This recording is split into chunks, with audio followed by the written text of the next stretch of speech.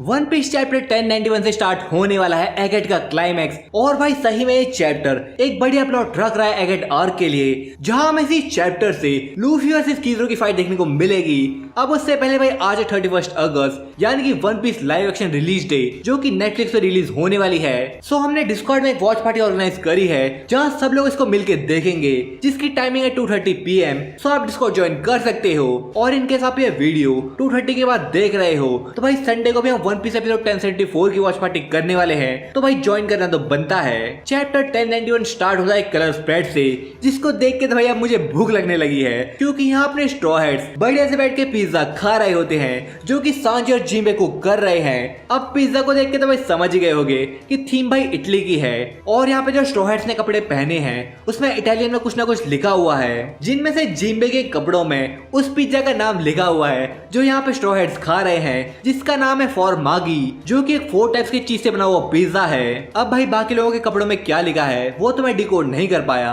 पर भाई इस कलर स्प्रेड में कोई भी हिडन डिटेल्स नहीं मिलने वाली। बस यहाँ पे रॉबिन और फ्रैंकी नहीं है और उनकी जगह पे 2 फ्लेमिंगो बैठे हैं, तो क्या 2 फ्लेमिंगो वापस आएगा वो सोचना मैं आप लोगों पे छोड़ता हूँ। हाँ, पर मैं एक चीज जरूर कहूंगा, वीडियो पूरी एंड तक देखना, क्योंकि मैंने इस वीडियो में काफी सारे पॉइंट्स डिस्कस करे हैं जो कि काफी इंटरेस्टिंग है। तो अपने चैप्टर की शुरुआत होती है मरीन्स की धुलाई से, क्योंकि सेंटोमारू ने पैसिफिस्टास और मेगा सी बीस्ट को अटैक करने का ऑर्डर दे दिया था, जिसकी वजह से अब उन दोनों ने मरीन्स को पेलना शुरू कर दिया है, जहां एक सिंगल सी बीस्ट पूरे शिप को डिस्ट्रॉय कर दे रहा है। पर भाई हमें भी पता है कि मरीन्स यहाँ पे बस पिटने थोड़ी आए हैं, तो वो भी अपने वाइस एडमिरल्स को यूज करके इनका मुंह तोड़ जवाब देते हैं, जहां वो बहुत सारी ठुड्डी का वाइस एडमिरल मेगा सी बीस्ट को अपने पंच से ही ढेर कर देता है, क्योंकि उसका एक हाथ मेटल का बना था जो कि जेफायर से काफी मैच करता है। तो मे भी हमें इसका और फ्रैंकी का क्लैश देखने को मिल सकता है, क्योंकि ऑब्वियसली फ्रैंकी के लिए इससे बढ़िया अपोनेंट कौन हो सकता है जो कि एक साइबर का हाथ यूज कर रहा है। इस टकले को खैर साइड में करते हैं और यहाँ पे अपनी वाइस एडमिरल डॉल को देखते हैं, जिसका नाम तो भाई डॉल है, पर यहाँ पे वो पैसिफिस्टास का ढोल बजा रही होती है। और ये सब चीजें वो सब पॉइंटर रूम से देख रहा होता है और सबको बाहर के हालात के बारे में इन्फॉर्म करता है कि आखिर शोर लाइन पे चल क्या रहा है, जिसे सुन के वेगापंक कहता है ये मरीन्स की इतनी हिम्मत, इन्हें पता नहीं है क्या एगेट के अंदर घुसना पॉसिबल नहीं है, और वो भी तब जब यहाँ पे सेंटोमारू का स्वागत करने के लिए 50 मार्क 3 पैसिफिस्टास को लेके खड़ा है। अब भाई यहाँ पे वेगापंक ऐसा इसलिए कह रहा है क्योंकि एक तो एगेट का डोम बंद है, यानी कि कोई एंटर नहीं कर सकता, ऊपर से मार्क 3 पैसिफिस्टास नेक्स्ट लेवल स्ट्रॉन्ग है। पर एक डिसएडवांटेज ये है कि इनका भी सिस्टम बिल्कुल सेराफिन्स की तरह है, यानी कि इनके ऊपर सबसे हाई अथॉरिटी गोरोसी की है और इन्हें अथॉरिटी चिप से भी कंट्रोल किया जा सकता है। और यही चीज आगे चैप्टर में इनके लिए एक बुरा सपना बनने वाली है, क्योंकि किज़ारू ऑलरेडी एगेट में आ चुका है, जहां वो सेंटोमारू से ना चाहते हुए फाइट कर रहा था, जहां पे सेंटोमारू अपने सो कॉल्ड स्ट्रॉन्गेस्ट डिफेंस को यूज करके किज़ारू के अटैक्स को ब्लॉक कर रहा था, पर किज़ारू भी उस पर लातों और लेजर से हमला कर रहा था, जिसकी वजह से सेंटोमारू पीछे हट जाता है, क्योंकि उसके पास उसका एक्स नहीं था। और पीछे हट के जैसे सेंटोमारू को उसका एक्स मिलता है, वैसे वो किज़ारू पे हमला कर देता है और उसे बीच से काट देता है। पर भाई लाइट की पावर होने की वजह से ऑब्वियसली उसे कुछ नहीं होने वाला, तो वो सेंटोमारू को इजीली पेल सकता है। पर किज़ारू के लिए मुश्किल तो ये है कि वो ऐसा करना नहीं चाहता, क्योंकि उसका और सेंटोमारू का कनेक्शन काफी पहले से है, जहाँ पे हम एक फ्लैशबैक में देखते हैं कि किसी गाँव में भालुओं ने हमला कर रखा था और गाँव वालों को परेशान कर रखा था, जिसकी वजह से गांव वालों को मरीन्स को बुलाना पड़ा, जिनमें किज़ारू और वेगापंक भी वहां पे आए थे। पर जैसे वो लोग जंगल में घुसते हैं, वो देखते हैं कि यहाँ तो एक छोटे से बच्चे ने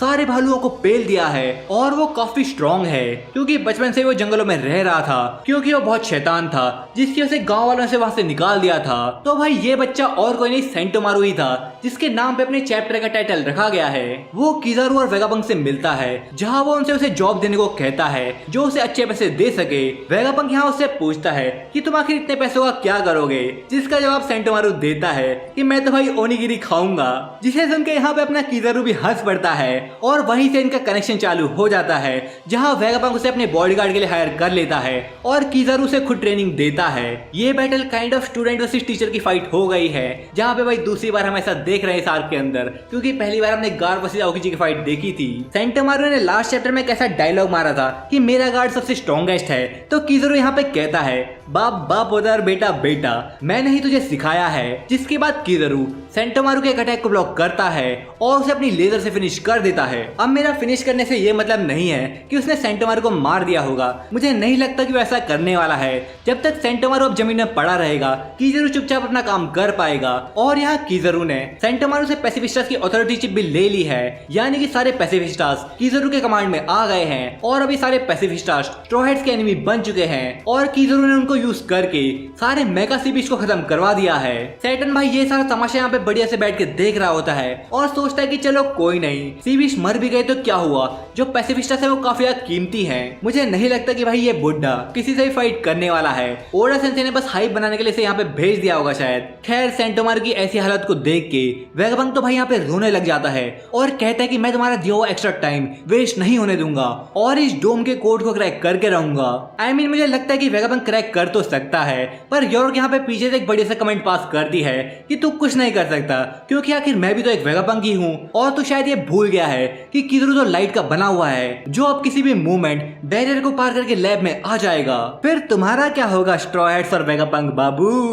ये सुन के तो भाई उसब की आंखें ही बाहर आ जाती है कि किज़रू कभी भी लैब फेस के अंदर आ सकता है। उसब भी लाइक उसने हमें 2 साल पहले अकेले वाइप आउट कर दिया था। आई मीन कम ऑन यार, उसब 2 साल ट्रेनिंग करने के बाद भी अभी भी तो अपने क्रू और अपनी स्ट्रेंथ पे भरोसा नहीं कर सकता।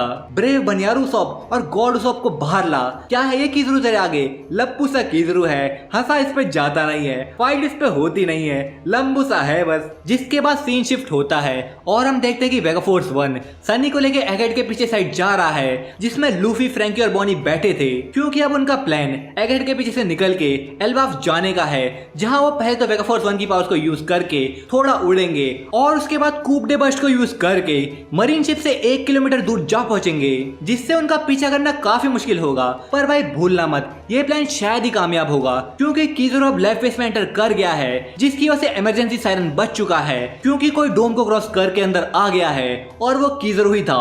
किज़रू अंदर आते ही स्ट्रॉ हैट्स की शिप को देख लेता है और समझ जाता है कि ये शिप यहाँ खड़ी है, तभी हमें शोर में कोई शिप नहीं देखने को मिली और अब वो अंदर घुस ही गया है तो उसका मेन काम यॉर्क, पंक रिकॉर्ड्स और पावर प्लांट को छोड़ के बाकी सबको डिस्ट्रॉय करने का है और इसी के साथ साथ उसको अपने पुराने साथी वेगापंक को मारना भी है। किज़रू लैब फेस के अंदर आ गया था। इसको देख के मॉनिटर रूम में हड़बड़ी मच जाती है और इसी हड़बड़ी के बीच एक और कांड होता है जहां रॉब लूसी अपनी फिंगर पिस्टल से वेगापंक को पेलने चल पड़ता है पर स्टसी एन वक्त पे उसे देख लेती है और वेगापंक के बीच में आ जाती है जिससे वेगापंक तो बच गया पर स्टसी काफी इंजर्ड हो गई। ये देख के भाई सांजी एकदम रिफ्लेक्स में नामी के हाथ से बबल गन छीनता है और काकू को उसमें कैद कर देता है क्योंकि लूसी ने तो यहाँ पे काकू को भी इसका प्लान नहीं बताया था और यहाँ पे सांजी की क्विक थिंकिंग ने उसको भाई एकदम से रोक लिया क्योंकि नामी भी वहीं पे खड़ी थी और उसे हार्म कर सकता था जो कि सांजी कभी नहीं होने देगा। लिटरली यहाँ पे लोग तो ये तक कह रहे हैं कि सेराफिन शार्क ने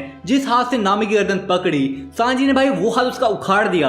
अब ये कितना सच है वो तो कहना मुश्किल है क्योंकि भाई यहाँ पे इस एंगल से देख के तो ऐसा लग रहा है कि उसने अपनी एल्बो मोड़ रखी है। आपका इसके बारे में क्या सोचना है मुझे कमेंट करके जरूर बताना यार। जिसके बाद हम देखते हैं कि जोरो लूसी से अपनी स्वॉर्ड को यूज करके भिड़ जाता है जहां लूसी अपने पैर को अरमा मिठाकी से कवर करके जोरो के अटैक को काउंटर करता है। तो जोरो यहाँ लूसी से कहता है कि तू अपने बैकअप का ही वेट कर रहा होगा अपना रंग बदलने के लिए और लूसी भी कहता है कि अब समझ लो तुम लोग मारे गए क्योंकि किज़रू और मैं एक साथ काम कर रहे हैं। भाई को लगता है कि वो किज़रू के साथ काम कर रहा है। भाई किज़रू देखे बिना इसकी तरफ अगर वो मर रहा होगा तो वो बस अपने ऑर्डर्स को ही फॉलो करता है। और ये लूसी कब से साथ में काम करने की बात करने लग गया भाई। उस टाइम तो अकाइनो के साथ भाई कैसी अकड़ दिखा रहा था ये। लगता है लूफी से पिटने के बाद थोड़ी हवा टाइट हो तो गई है इसकी। और यहाँ जोरो भी से फोर्स करके दीवार तोड़ के बाहर ले आता है जहाँ जोरो भी खुद कह रहा होता है साले तुझे लूफी से पिट के अंदाजा हो जाना चाहिए था कि अब हम कोई चिल्लर पार्टी नहीं है। और क्या कह रहा था तू किज़रू, उसको तो भाई लूफी अपना देख लेगा। और इस चैप्टर में ऐसा हुआ भी क्योंकि किज़रू के एंटर होते ही लूफी को पता चल गया था और वो सनी से कूद के उससे मिलने चले जाता है जहां दूर से खड़े होके लूफी कहता है क्या हाल किज़रू, बहुत टाइम बाद मिलना हुआ। और उसके अगले ही मूवमेंट में लूफी अपनी सुपर स्पीड को यूज करके अपने और किज़रू के बीच के डिस्टेंस को कवर कर लेता है और सीधा किज़रू के मुंह पे किक मारने का ट्राई करता है। पर भाई यहाँ पे किज़रू का डिफेंस भी नेक्स्ट लेवल पे है क्योंकि वो अटैक से ज्यादा शायद डिफेंस के लिए फेमस है, जो बात खुद अभी सेंटोमारू ने साबित करी थी। तो किज़रू उसकी किक को ब्लॉक कर लेता है। अब देखो यहाँ तो ऐसा लग रहा है कि ना लूफी ने अर्मामेंट हाकी यूज करी है और ना किज़रू ने, पर हाकी क्लैश तो भाई यहाँ पे हुआ है। तो क्या ये एक मिस्टेक है कि अर्मामेंट हाकी शो नहीं की गई, या फिर लूफी ने एडवांस कॉन्कर्स हाकी को यूज किया है? बट अगेन अगर ऐसा होता तो किज़रू ने यहाँ पे बिना हाकी को यूज किए उसे ब्लॉक कैसे किया? क्योंकि हाकी क्लैश तो बस लूफी की साइड से हमें देखने को मिला है। डू लेट मी नो कि क्या ये अर्मामेंट हाकी क्लैश है या फिर लूफी अपनी पावर दिखाने के लिए एडवांस कॉन्कर्स हाकी को यूज कर रहा है? क्योंकि लिटरली उसके अगले पैनल में ही लूफी किज़रू को ये कहता है कि अब हम 2 साल पहले जैसे नहीं है, अब हम 2 साल पहले से 100 गुना ज्यादा ताकतवर हैं। आई थिंक लूफी अब यहाँ पे सीरियस हो रहा है। लिटरली चैप्टर 498 में शैकी की कही हुई बात को वो खुद के लिए रिपीट कर रहा है कि हाँ अब रेली हमसे 100 गुना स्ट्रॉन्ग नहीं है, बल्कि हम भी 2 साल पहले से 100 गुना स्ट्रॉन्ग हो चुके हैं। तो क्या ये एक हिंट है कि लूफी करंट रेली के लेवल पे आ चुका है? अब अगर मैं प्राइम रेली कहूंगा तो काफी लोग ऑफेंड हो सकते हैं, पर स्टिल लूफी और उसका क्रू ओल्ड एरा से कैचअप कर रहा है। पर फिर भी एक चीज मुझे ये परेशान कर रही है कि पहले भी 2 बार हमने सेम लेवल की हाइपर एनर्जी देखी, जहां पे चैप्टर 1063 में लॉ वर्सेस ब्लैकबियर्ड और चैप्टर 1074 में किड वर्सेस शैंक्स, जिसका रिजल्ट तो सबको पता ही है। तो क्या यहाँ पे लूफी भी हारेगा या फिर यहाँ पे वो प्रूव करने वाला है कि आखिर क्यों वो लॉ और किड से भाई नेक्स्ट लेवल पे है और वो डिजर्व करता है 4 बिलियन की बाउंटी, और सब उसे जल्द से जल्द एक एम्परर रिकॉग्नाइज करना चालू कर दे, नहीं तो वो भी लूसी की तरह धोए जाएंगे। नाउ आई फील कि लूफी ने लूसी के आगे गियर 5 इसलिए यूज किया होगा क्योंकि वहाँ पे वेगाबंग को लूफी की पावर्स के बारे में स्ट्रॉ हेड को समझाना था, उससे ज्यादा उसका कोई मीनिंग नहीं था। एगेट में भाई हमने गार वर्सेस आओकी देख लिया, अब हमें लूफी वर्सेस किज़रू की फाइट देखने को मिल रही है। तो क्या इसके बाद ड्रैगन हमें अकाइनो से फाइट करता हुआ दिख सकता है? क्योंकि ये थीम तो यही कह रही है, जहाँ पे मंकी डी फैमिली एडमिरल से फाइट करेगी। और उसके साथ साथ आई फील की ब्लैकबियर्ड पायरेट्स कुछ तो करने वाले एगेट के अंदर, क्योंकि उनका अभी तक नहीं दिखाया गया है, जिसका मतलब या तो वो एगेट से वापस जा चुके हैं, क्योंकि उन लोगों ने एगेट के अंदर मरीन्स की एक फ्लीट आते हुए देखी होगी, या तो वो लोग एगेट के अंदर पहुंच चुके हैं। काफी लोग लास्ट चैप्टर में बॉनी पे शक कर रहे थे कि क्या बॉनी कोई और है, क्योंकि भाई बॉनी काफी अनयूजुअल बिहेव कर रही थी, क्योंकि भाई उसने थोड़े टाइम पहले ही अपने फादर की मेमोरीज देखी थी जो कि भाई बहुत ज्यादा बुरी थी, और उसके थोड़े टाइम बाद ही वो हंसना चालू कर देती है। तो भाई ये थोड़ा फैंस को काफी अजीब लग रहा था। तो फैंस ये सोच रहे हैं कि जो बॉनी वो एक फेक है और उसकी जगह कोई और हो सकता है। अगर पर्सन का नाम लूं तो वो कैटरीना हो सकती है, जिसके पास पावर्स है कि वो किसी का भी रूप ले सकती है, और मे बी एगेट के डोम के अंदर घुसना उनके लिए पॉसिबल हो सकता है, क्योंकि वहां पे लेफिटे भी हो, जिसका भाई डेल्स फ्रूट ऐसा हो कि वो अंदर जाने की मदद कर पाए, क्योंकि भाई लेफिटे के डेल्स फ्रूट के बारे में अभी हमें कोई इन्फॉर्मेशन नहीं है। या फिर ऐसा भी हो सकता है कि ब्लैकबियर्ड पायरेट्स डोम के बंद होने से पहले ही वहां पे पहुंच चुके हों, और भाई जो हमने शिप देखी थी वो हमें कंफ्यूज करने के लिए बाद में दिखाई गई हो। सो भाई that's it for the video. अच्छी लगी हो तो सब्सक्राइब कर देना, क्योंकि भाई 22 सितंबर को चैनल को भाई 1 साल पूरा होने वाला है। सो भाई होप करता हूँ कि तब तक आप 15,000 सब्सक्राइबर कंप्लीट करवा दोगे।